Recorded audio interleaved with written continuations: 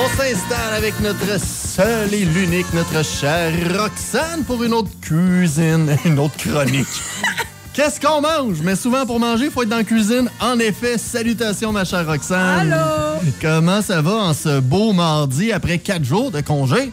Ça va bien? Je compte mon vendredi comme étant une journée de congé, mais c'était pas congé du tout. C'est juste tellement un beau long week-end, crime, avec le beau vendredi qu'on a eu. Oui. Bon, comment ça va de ton côté? Ça va bien, ça, tu me l'as déjà dit? Parfait. Ouais. On jase de quoi maintenant? On parle de dessert. On parle de dessert, mais voyons, on est en mode perte de poids, on peut pas manger de dessert. Ben, c'est là le gros sujet, justement.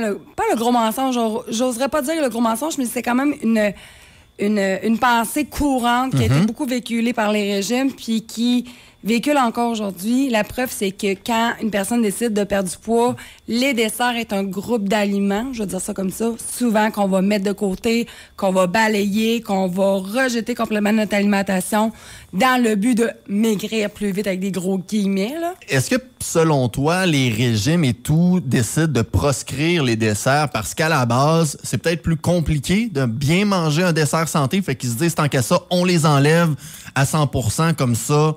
Pourtant, c'est pas plus compliqué Non. que ça, non? Ben, il me semble, dessert, dans ma tête, c'est soit sucré, soit salé. Fait que c'est pas très... Dessert salé? Ben, des chips, c'est du dessert. C'est pas du dessert? C'est des collations. C'est plus une grignotine. Mais je pense que c'est à cause qu'il y a beaucoup de régimes qui se sont dit protéinés sont les ennemis du sucre. OK? Et qui dit dessert dit sucre. Je pense que ça part beaucoup de là. Puis, tu sais, quand on pense au dessert, c'est rarement qu'on va penser au dessert cuisiné maison. On va penser au dessert dans les restaurants, à l'épicerie. Puis, c'est sûr que ce type de dessert-là commercial, c'est sûr que c'est pas quelque chose de très nourrissant ni de très santé. Fait que c'est sûr que quand on est dans une quête de perte de poids, ces desserts-là sont plus à éviter, mais pas de là à bannir, là. Donc, on peut manger du dessert, mais c'est sûr que la boîte de biscuits au chocolat qui est à 1,99, qui est moins cher que n'importe quel légume, c'est peut-être pas le choix santé. Non, c'est ça. Mais tu sais, les desserts, je veux dire, c'est quelque chose quand même qui fait partie de notre quotidien depuis notre enfance, là. En tout cas, je sais pas toi, mais moi, en tout cas, ça faisait partie de mon quotidien. Tu sais, nous autres, c'était les gâteaux vachons dans le temps, avant qu'ils soient rapetissés, là. Nous autres, c'était manger une pomme. Bonne maman. Mais, tu sais, pour ça, c'est pas une obligation de manger un dessert. C'est vraiment pas une obligation. Il y en a pour qui manger un dessert, ça va être du yogourt à vanille avec quelques cossins dessus, puis ça va faire amplement la job. C'est bien parfait comme ça. Si ça te satisfait une pomme ou un yogourt, t'es pas obligé d'en manger. Mais je parle aussi aux bébés à sucre qui, je sais, sont très nombreuses, qui, eux autres, ne peuvent pas. Ils peuvent s'en passer, mais à un moment donné... Pas mal plus difficile que quelqu'un qui a pas de rage de dessert. C'est ça. Puis si tu t'en passes, mais que tu as des rages de sucre qui viennent après incontrôlables, là, ça devient plus difficile. Fait que vaut mieux les cuisiner à la maison, d'en manger avec modération, pas quotidiennement, mais occasionnellement, que de t'en priver, puis à un moment donné, tu tombes dans le sac de biscuits, par exemple. Là, souvent, on jase de trucs, on jase un peu de stratégie, on parle un peu de théorie. Mais là, qu'est-ce que j'aimerais, c'est crème. OK, tu me dis que d'abord, des beaux desserts, j'imagine que tu en as plusieurs dans ton collation. Ben oui. C'est pour ça qu'on l'a fait. C'est que dans notre livre, je voulais présenter des recettes qui sont faciles, encore là, simples, puis qui sont boostées plus nutritionnelles, qui vont être plus riches en fibres, plus riches en protéines, plus réduites en sucre, en calories, évidemment. Fait que c'est comme ça qu'on réussit à créer des recettes de desserts intéressantes au niveau du goût, la texture, tout ça, puis la notion de plaisir, mais qui viennent pas scraper tes efforts non plus, tu sais. Là, qu'est-ce que j'aurais envie pour compléter ma question, c'est je veux, vite de même, 3-4 exemples de desserts qu'on peut retrouver. Des exemples de desserts, parce qu'on se dit, ah ouais, mais ces desserts, ça doit être un gâteau aux dattes et aux carottes, c'est pas bon. Je veux des exemples. Des beignes! Bon, ça, j'aime ça. Des beignes, bon. Des beignes. Il y a aussi des pains desserts, mais gourmands à la fois. Les croustades, on a des tartes là-dedans aussi. On a des gâteaux, évidemment, mais des gâteaux au chocolat. Fait que pas des gâteaux genre plates, là. Gâteaux carottes sans sucre. Ouais, non, c'est ça. C'est vraiment des gâteaux qui sont gourmands à la fois, mais plus santé. Puis, il y a 60 recettes là-dedans. Fait que c'est pas l'inspiration qui manque, c'est pas les idées qui manquent non plus. Puis, à travers la chronique aussi, je voulais réencourager le monde à cuisiner leurs recettes de dessert maison, surtout que là, à l'automne, on a les pommes, les citrouilles, les courges, tout ça. C'est moins beau, c'est plus le fun de popoter. C'est clair. Nous autres, en fait, semaine prochaine, c'est déjà mis sur le calendrier. On se fait notre sauce à spag. Ah, ben ouais, c'est ça. Je veux dire, en plus, il annonce la pluie. C'est le moment pour ça, là. C'est ça, puis je voulais donner des petits trucs encore là, pratico-pratiques pour vous aider à faire des desserts plus santé, OK? La compote de pommes sans sucre ajouté. Vous pouvez la prendre de la sucrée aussi, là. La compote de pommes, là, moi, je l'utilise souvent dans mes créations de desserts. La compote de pommes, ce que ça va faire, c'est que ça va venir substituer l'huile de canola ou le beurre ou la margarine que vous utilisez généralement pour créer des recettes de muffins, de galettes, de pain dessert. Ça, là, tu coupes quasiment tout le gras avec ça. Tu changes le beurre par de la compote de pommes? Oh, yes. OK. Yes. Ça va venir vraiment la substituer. Fait que tu vas avoir une texture moelleuse, ce que le gras apporte à la recette, mais sans tout le gras ajouté.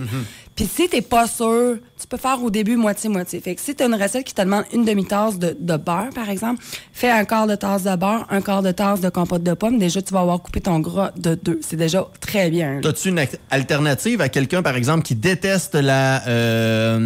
Compote de pommes? Oui. Mettons moi, là. Mettons... Ben, une compote de fruits... C'est un problème de texture, en fait. Ouais, mais tu la sens pas dans la recette? OK, bon, non. c'est bon. Merci. Va l'essayer à un moment donné, puis je vais t'avoir. Mais pour vrai, est-ce que tu substitues de temps en temps avec d'autres compotes fruits ou souvent tu vas avec pommes parce que ça fait bien? Ben, c'est à cause que pommes, c'est assez neutre. Si tu vas avec une recette, mettons, de galettes au chocolat, puis tu vas mettre une compote d'autres fruits, genre de bleuet, ben, c'est sûr que côté look, ça va être un peu moins beau pour la couleur. Mais mettons que tu fais des galettes au chocolat, ça ne tente pas que ça goûte les pommes, ça va-tu goûter à la pomme pareil? Ça goûte pas la pomme. OK, j'aime ça. C'est bon, Je te rassure. J'ai l'impression d'être la maman. Crime de gamin. Ouais, un cœur jeune. Ensuite, le sucre, OK? On peut la réduire du quart. Mettons que tu as une recette qui te demande une tasse de sucre. Oui. Tu peux réduire à 3/4 de tasse. Mais tu peux pas complètement le supprimer parce qu'à un moment donné, ça va venir jouer sur la texture qui sera pas très intéressante si tu la réduis trop. Fait que si une recette vous demande une tasse de sucre, vous réduisez du quart, il n'y a aucun problème, ça va pas changer le goût ni la texture. Puis bien sûr, ben, tu peux changer le sucre par de la cassonade, mais ça reste du sucre, ou encore de la purée de dattes que tu peux faire maison. Fait que la purée de dattes, tu fais bouillir des dattes dans le fond, puis quand elles sont tendres, tu les égouttes, puis tu les réduis en purée, ou on en trouve en épicerie déjà faite. Là, on parle de sucre. Moi, j'entends souvent parce que je suis un beauceron de souche. Sirop d'érable. Oui, ça se... Oui, ça le remplace. Puis il paraît que c'est bon pour la santé aussi, le sirop. Ben, c'est à cause que ça a des minéraux. Oui. C'est ça qui est intéressant. Sauf que le sirop d'érable, la chose qui est importante à faire, c'est que c'est un sucre qui va être plus condensé, un peu comme le miel. Fait qu'il faut t'en mettre moins, puis faut pas que ça scrape non plus la texture. Fait qu'il faut t'en mettre moins pour pas que ta préparation soit trop liquide. OK. En gros, c'est ça. Parfait. Mais ça peut être un bon substitut. Il faut juste comme le miel. s'assurer d'en mettre un peu moins. C'est ça. Je dirais à peu près la moitié moins. OK, moitié moins. Donc, si, par exemple, tu es là, t'as une tasse de sucre à mettre pour ta recette, un demi... Une demi-tasse de sirop d'érable, ça serait très bien. Ça va le faire, puis ça va être un peu mieux pour la santé. Ça va avoir un petit goût d'ici aussi. Exactement. Puis le but, c'est pas d'être parfait, c'est d'être mieux. C'est ça, exactement. Oui, on reste avec un peu de sucre, mais crème, sinon, tu le mangeras pas. Ben là, un dessert sans sucre, c'est ça, il faut que tu aies la petite touche de sucre quand même. Il y a plaisir aussi. Si tu manges un dessert qui n'a pas de sucre, mais que tu n'as pas le fun à manger, c'est comme plat. Farine. Farine, oui. Farine. Évidemment, on peut prendre la farine sans gluten pour toutes les recettes qu'on propose dans le livre pour ceux et celles qui sont cœliaques, mais on peut aussi faire la farine de blé. Utiliser la farine de blé ou ceux qui disent « j'aime pas ça », fais moitié-moitié. Qu'est-ce que ça change sur le goût quand il y a de blé? Est-ce que tu dis « j'aime pas ça ». Moi, personnellement, je ne vois pas la différence. Moi, personnellement. C'est peut-être plus qu'au niveau de la texture. Un petit peu plus granuleux. Oui, un petit peu plus. Mais on peut faire moitié-moitié. Puis ça, c'est la même chose pour tout ce qui est pâte alimentaire aussi. Ceux et celles qui veulent augmenter leur rapport en fibres, parce que les fibres, ça a un coupe-fin naturel. Fait que votre dessert va être plus rassasiant. Fait que faites moitié-moitié. Sinon, la farine d'amande aussi est quelque chose de super aimé parce que la farine d'amande est faible en glucides. Fait que ça aussi, ça peut être une très belle alternative. C'est bon aussi. C'est bon, avec un petit arôme d'amande. Oui, ça peut être quelque chose de très, très, très aimé. Et finalement, la banane. La banane qui est le fruit le plus abordable depuis toujours, je pense. Donc, c'est une merveille pour cuisiner des recettes de collation, de dessert plus santé. Elle remplace encore comme la compote de pommes. Fait que si t'aimes pas la compote de pommes, j'espère que t'aimes la banane. J'aime les sandwichs au beurre à banane. Bon, mais ça remplace super bien encore là le beurre au lieu de canola. Fait que 3/4 de tasse de purée de banane. Fait que tu prends une banane puis tu l'effoires, on va dire ça de même.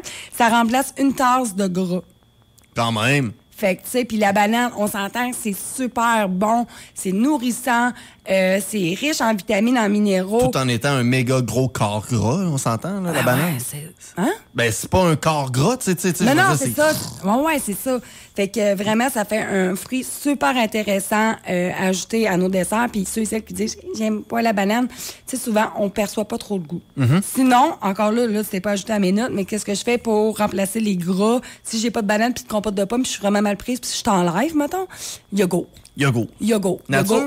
Ben moi, j'aime... Yogourt nature, j'aime pas tant ça. Okay. Vanille, ça passe partout. Ça donne un petit essence pas grec, aussi. Là, ça va venir remplacer le corps gras, ça va donner du moelleux, ça vient donner un petit sucré aussi naturel. Fait que moi, personnellement, c'est quelque chose que j'ai tout le temps dans mon frigo. Tous des trucs et des recettes qu'on peut retrouver dans Roxane Cuisine édition collation, qui vient tout juste de sortir. Oui, déjà un mois. Et là, je te prends de cours, ma chère Roxane, mais je peux-tu garder ton livre pour le faire tirer pour les auditeurs et les auditrices? J'aimerais ça pouvoir le donner à un ou une personne qui aimerait bien pouvoir repartir avec et venir le chercher. Moi, je l'ai regardé, on le feuillete tranquillement, mais sûrement, puis on a de super belles recettes. Je me suis dit, pourquoi ne pas en profiter pour partager l'amour? Fait que laisse-moi ça. Et ceux qui sont intéressés, premièrement, Roxane Cuisine sur Facebook. On peut très bien aller donner un petit coup de pouce là. Et tout simplement sur Bobo et compagnie, moi, je vais m'occuper de faire un petit tirage exactement un peu plus tard aujourd'hui pour faire tirer un des superbes livres de Roxane Cuisine. Question de jaser collation, comme on vient de faire encore une fois ensemble aujourd'hui, plus précisément sur les desserts. Je te souhaite une bonne semaine, ma chère. Toi aussi. On s'en va bientôt. Bye bye. La chronique Qu'est-ce qu'on mange vous a été présentée par Roxane Cuisine. Difficile de cuisiner des repas qui sont simples, faciles et qui vont plaire à toute la famille? Catherine Roxane Veilleux vous propose des solutions simples et efficaces pour rendre la cuisine agréable, amusante et plus santé. Son magazine Roxane Cuisine vous aidera à gravir une étape de plus vers l'amour de soi et le développement d'une relation plus saine avec la nourriture.